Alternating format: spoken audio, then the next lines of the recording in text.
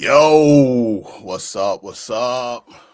Obviously, want to talk about my man, Mike Tomlin. Good morning, everybody. Hope your morning is starting off great. Crazy kind of weekend.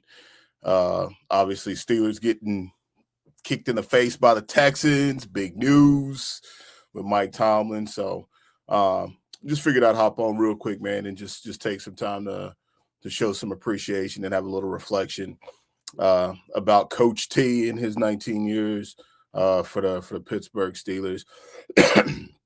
So I'll go ahead and I'll get this thing rolling for sure, man. Um, Big thing, man, for me is just you gotta see, man, like just shout out to Coach T, man, and like what he has done for the culture of African American head coaches in the National Football League, and you could even say like in college and just in general. Obviously, when he took over for the Pittsburgh Steelers back in 2007. The Rooney Rule, got him helped him get into the situation for sure. Um, and he's made the best of it, man. And I think like we definitely got to acknowledge that. Like we definitely gotta appreciate that and recognize that one way or another, whether you're a fan, not a fan, whatever the case may be. I think that's definitely like a really dope thing. And you kind of go back and you look at some other coaches that were head coaches during the time frame. I think obviously we give credit to Tony Dungy for sure for being one of the first guys to kind of knock down some of those walls, and also too giving Mike Tomlin his opportunity in Tampa Bay as well. But just some coaches that were coaching during the Tomlin era, I think like we just need to show some love for as far as like Tomlin helping orchestrate a premier franchise and being given the opportunity and obviously being really successful inside the first two years of his tenure with the Steelers. So some of the coaches, right, are Tony Dungy, Lovie Smith, Jim Caldwell, Romeo Crennel, Leslie Frazier, Todd Bowles, who still is currently a head coach, Hugh Jackson, Vance Joseph, Steve Wilkes, Brian Flores, and Raheem Morris. So definitely shout out to Coach T for knocking down some of those barriers, right? And helping in that space, man. I think it was a beautiful thing to see him be able to do what he did in Pittsburgh for the amount of time that he did it, and kind of highlighting the fact that no matter what the circumstances are, guys can go out and do this thing and can be successful. So definitely, want to tip my cap to Mike Tomlin for sure, and just the impact he had on the culture overall, as far as African American head coaches in the NFL and even in college as well. So next thing, man, just to talk about uh, Tomlin in his time, like as the Steelers head coach. I know obviously a lot of scrutiny over the 19 years and the one Super Bowl and the losses in the playoffs and things. But I think you really we all really need to kind of put it in perspective, whether you're a fan or whether you're unbiased or not. Just really like the era that Mike Tomlin played in, or excuse me, coached in during this time, right? Obviously, he had his two Super Bowl appearances, won one of them. We all know that. But just being in an era where, you got guys like Bill Belichick and Tom Brady, um, Patrick Mahomes and Andy Reid. And I think like obviously like Andy Reid and Bill Belichick are obviously like the standards when you look at, or two of the guys that you could argue are the standard for head coaches, just all time. And then you get down to guys like Sean Payton. All right, like Sean Payton is considered like a extremely talented, extremely smart, really good head coach, really solid. One Super Bowl with Drew Brees, and that's obviously in 2009. And you got Mike McCarthy and Aaron Rodgers, which I think we know. Like we can all kind of give Aaron Rodgers a little more credit on that one than Mike McCarthy. Pete Carroll and Russell Wilson. That was a time, man, like where the Legion of Boom was like off the hook for sure. And just most recently, right, Sean McVay, Matt Stafford, 2021, Eli Manning and Tom Coughlin, like those were definitely really unique situations for sure. The one that is probably the oddest one on the list is Nick Foles and Doug Peterson, and then Gary Kubiak and Peyton Manning as really, the Denver Broncos defense really kind of led the way, if you will, for a guy like Peyton Manning, like in that space, and even with somebody like Gary Kubiak, right, who isn't necessarily and hasn't always been somebody or isn't somebody that like you look at it and are like, okay, um, like this is the guy, right? Um, so yeah, no, definitely, man. End of an era for sure. It definitely is. It is kind of sad, yeah, Nick. It is, man, for sure. I just think, like, we have to take all this into perspective, right? Like, you know, playing in an era and playing in a situation with with Tom Brady and Patrick Mahomes, sometimes you're gonna come out on the other end of things, right? Like it's not gonna pan out for you. And it's not an excuse, it's just the reality of the situation. Like there's a lot of other teams and head coaches that didn't even sniff this. Um, so I think that's like important. It's important to call out, you know what I mean? Like I obviously diehard Steeler fan. Like I've been frustrated for sure, like in different spaces at different times, but um, you know, it is what it is, Then let's take a look at like the defensive coordinators too. I want to talk about those guys. Actually, not as much turnover as you would think, as far as like defensive coordinators go during the time with Mike Tomlin. Um, really the Dick LeBeau 2007 through 2014. I think obviously LeBeau got a little bit longer in the tooth, like as things kind of progressed. But at his peak, like we know, like this defense was hell at its peak, and they're replacing some of the pieces that they had to replace due to retirement, et cetera, et cetera. You got guys like obviously Troy Polamalu, James Harrison, right? Like guys like Lamar Woodley during this time, Aaron Smith, Casey Hampton, guys that, going back, right? Like, it was time for a change, right? The league changed. And I think you hear players talk about it. If you've seen any interviews with Tomlin, like you've talked about it, the certain defenses, that defense was one that, um, kind of changed how things went. Ryan Clark, a part of that group as well. Um, so you kind of had to adopt to the way the game was being played, and they attempted to do that. They definitely had some misses in the draft, and I said this last year, kind of to recap like the season for them is like I think like that's where like a lot of this comes down to is just like misses in the draft. And like is Mike Tomlin responsible for every single mishap that happened for the Pittsburgh Steelers? Absolutely not. Is he responsible for the things that happened on the field? Yeah, for sure. And the things that happened in that locker room, like 1,000%. But yeah, like when you look at the defensive coordinators and then Keith Butler, he took over after Dick LeBeau, and then currently, obviously, Tyrell Austin, which, Tyrell Austin left a lot to be desired, in my opinion, like as far as like from a defensive coordinator standpoint. But I think like one of the things like about Mike Tomlin, loyal to a fault, man. He's bringing his people with him, and I think like that's the thing for him is leader, and sometimes to a detriment of yourself. And I think that's kind of how that's how that ended. For me, I think there was definitely a lot of opportunities. Nick says Brian Flores time, like yeah, Brian Flores was there, but obviously Tomlin didn't cut the cord with Tyrell Austin for it to be Brian Flores' opportunity, right? And there's always going to be critics, right? Because even I remember even like with the Dick LeBeau era, right? Like the zone blitz, the Patriots at that time they were spreading people out, and Pittsburgh didn't have enough depth on the corners to be able to play against those guys, and then they kind of transitioned into having more secondary options, and as they transitioned into more secondary options, like we became more vulnerable against the run, we became more vulnerable as far as pass rushers. So that kind of is what it is, like in that space as well. And I think one of excuse me, one of the other things as well for me, right, is like you think about some of the really good times, like offensively, like with this group, because I think like that's really what Mike Tomlin is going to be remembered and known for, is the offensive era, the offense of this team, while he was the head coach with Ben Roethlisberger, and that's really what it is, man. Like there was a time where like the Pittsburgh Steelers were one of the most entertaining, fun teams to watch, in football. And Ben Roethlisberger was a huge part of that, right? And I think like that's also another element of this for me is like there aren't franchises who lose Hall of Fame quarterbacks. And like, am I going to sit here and tell you that Mike Tomlin is the greatest coach ever in the National Football League? No. Is he a Hall of Fame coach? Yes. I don't care what anybody says. He's a Hall of Fame coach. You can't convince me, of anything other.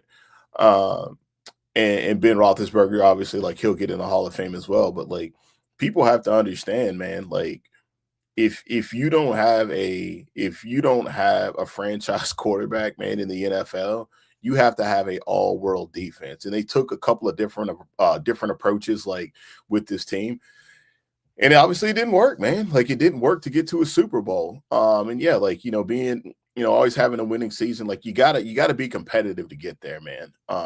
For sure. But I think like Mike Tomlin for me, I think he'll always be remembered like in that offensive era with the killer bees with Le'Veon Bell, Antonio Brown, and obviously Big Ben Roethlisberger and Martavis Bryant. I think like that's what he'll be remembered for. Is like that right there. The Super Bowl, I think, like obviously, like people feel a certain kind of way about that. Some people do. Some people try to say that, that's Bill Cowher's team that he won the Super Bowl with. Like, no, because even if we want to go down that space, like Bill Cowher only has one Super Bowl with the Steelers. And like the Steelers, I'm old enough to remember, but young enough to know that like those teams were infamous for getting to the AFC Championship, or being a very high seed and getting bounced in the playoffs, in that space. So I don't think it's a lot of difference in between, like a guy like Bill Cowher and a guy like Mike Tomlin, and like we praise Bill Cowher as we should, because I think Bill Cowher was a great coach, a Hall of Fame coach, like as he is, and I think Mike Tomlin is in that same space. So I don't think it should be discredited for the things that happened for him as far as losses in the playoffs, or lack of success in the playoffs, or whatever the case may be.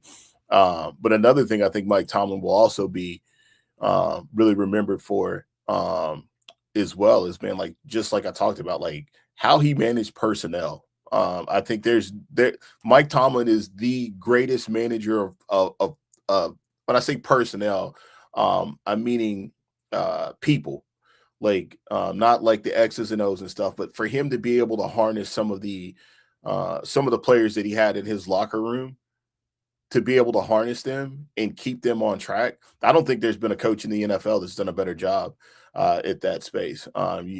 And I don't want to say head cases, but I would say egos and attitudes, or perceived egos and attitudes, right? I'm not in the locker room or anything, but like perceived egos and attitudes for outside perception. I don't think there was a guy in the NFL that did a better job than Mike Tomlin, or has done a better job than Mike Tomlin with that. I think you even think about a guy like Bill Belichick, like he was just no nonsense. So like either it worked or it didn't. Like there was no in between. You were going to do it his way or you were gone. But I think like for Mike Tomlin to be able to, in a locker room, to be able to have an Antonio Brown, a Le'Veon Bell, a Ben Roethlisberger, a James Harrison, a Ike Taylor, all really good teammates, man. From what everybody, I say good teammates, Antonio Brown, but like overall, right? Like good teammates, but just like big personalities, big attitudes, like big names. Even like this year, bringing in a guy like Jalen Ramsey, George Pickens, right? Like Aaron Rodgers, like all the guys that like a lot of players or a lot of teams or organizations had reservations about, or just had like nobody, I don't think was better than that right there. And I think like when you hear the sentiment from players, and just like the, everything from yesterday, as far as like Mike Tomlin stepping down and like the impact that like it had on players, and even, previous players, like guys like Ryan Clark, like, hey man, like they got a job to do and they're calling it the way that they see it, right? Whether it's change, for the Steelers or whatever, doesn't matter, man. Like, they're doing their job. And I don't think there's been a better head coach than Mike Tomlin, like navigating that space, for sure. And like, all this talk about like, the misses and stuff, like there were some things that happened and some players that he drafted that like things went really well. Like you just get to name a couple of players that like were drafted during the regime while he was there. TJ Watt, Cam Hayward, Antonio Brown, Le'Veon Bell, Marcus Pouncey, David DeCastro, Juju Smith-Schuster, Bud Dupree, Steven Tuitt was a guy that, man, like if he could have stayed healthy, goodness gracious. Mike Wallace, man. Mike Wallace was another guy that like during that Killer Bees era, during that time frame, drafted, I think in 2009, if I'm not mistaken. That was another guy. Najee Harris, like it was never sexy, right? But obviously he had his contributions. George Pickens, we just talked about him. Joey Porter Jr., who's really started to come on for the Steelers. So like they're not, it's not all misses. Pat Fryermuth, like it wasn't all bad, man. And I think just a lot of like people, and they have like really bad short-term memory. Like I know it's like, what have you done for me lately type of deal. I get it. But like, man, like there were definitely some players there that have contributed and have been solid players, in the league. And then, you talk about like the other side of the coin, like what I look at as well is, there's not a lot of players as well that have left the Pittsburgh Steelers and that have been and have found success with their current franchise or the franchise after that, right? There's some players that have definitely that like stick out to me that have definitely done well. I think Kevin Dotson, obviously, offensive lineman for the Rams, is somebody that kind of strikes me as somebody that's done well since he's left. Another guy that strikes me as well is Emmanuel Sanders. I think that was a Big Ben situation, but yeah, man, like I just think the short term memory, man. That's one thing, and then I'll hit on the playoff piece as well. Just kind of going back and revisiting some of these losses and their last win, right? Last win was against Kansas City with Alex Smith in 2017. And then they lost in the AFC Championship to the New England Patriots, the Chris Hogan game. Love that for me. Love that for all Steeler fans. Not really. And then I'm gonna go down through some of the losses and some of the scenarios. Not excuses. These are just all facts, right? Jacksonville Jaguars in 2018 with that all-world defense that did feature Jalen Ramsey on that defense. 42-45. Jacksonville Jaguars were a botched play away in Foxborough away from going to the Super Bowl. Again, it doesn't matter. Like they lost. That is what it is. Now, this is one that like I have a hard time swallowing.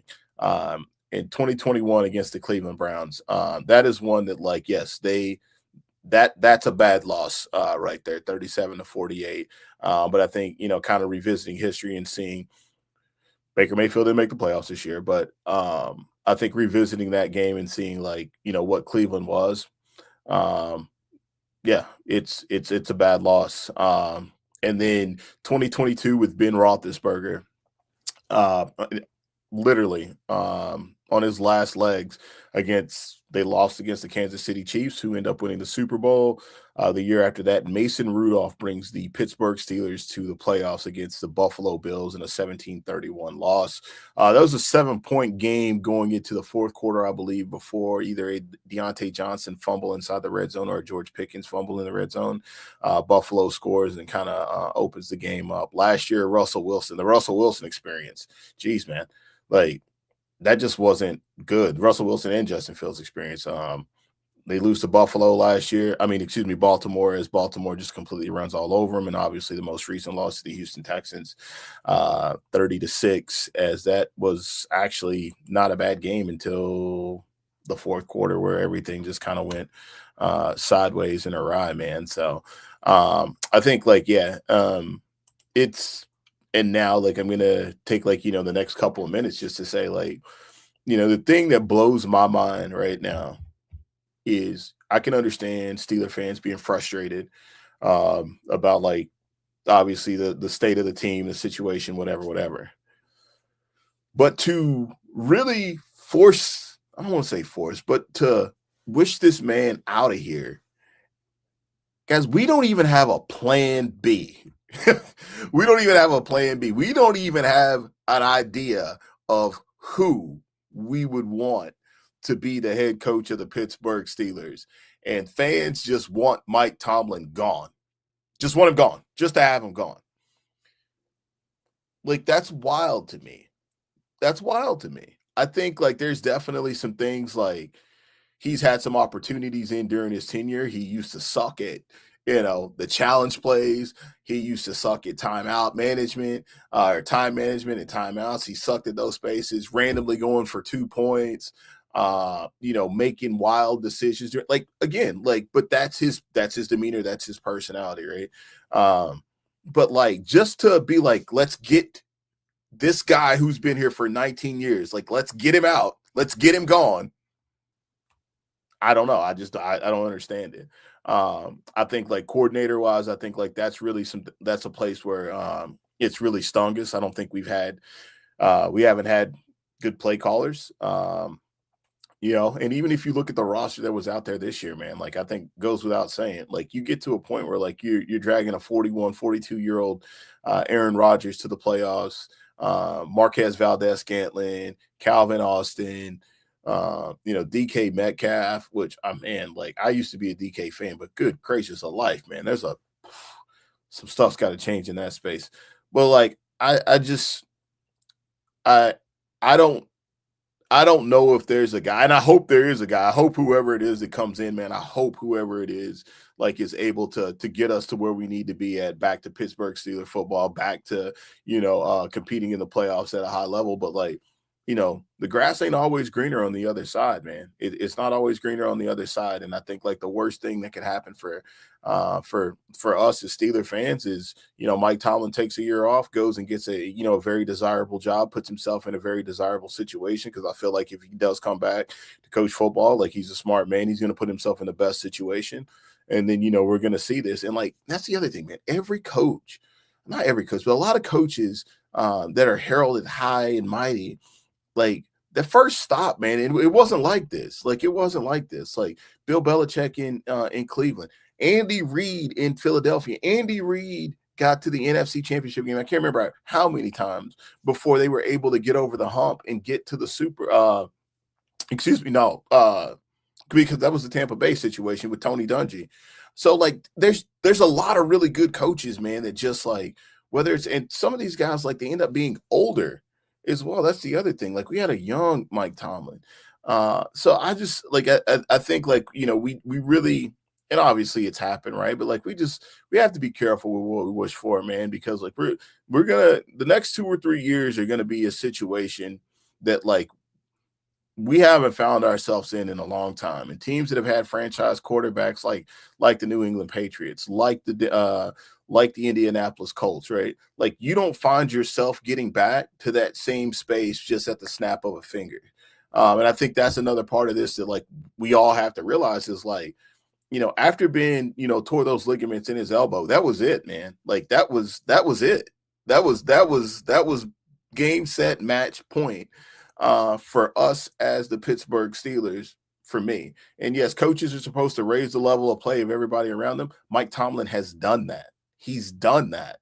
So, like, to ask even more, or to suggest that, like, there's stuff that's left out there, I don't think I just don't think that's real, man. I don't think that's real.